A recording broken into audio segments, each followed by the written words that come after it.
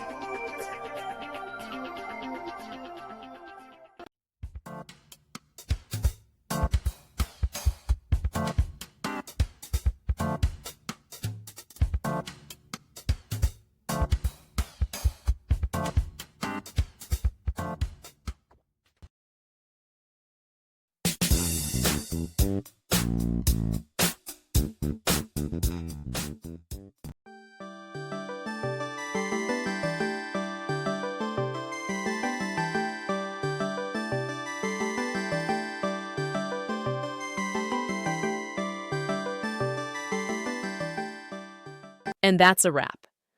I hope you found the answer you were looking for. If you did, take a second to hit that subscribe button. It really helps out. And let me know in the comments which solution worked best for you. See you next time in the Debug Zone.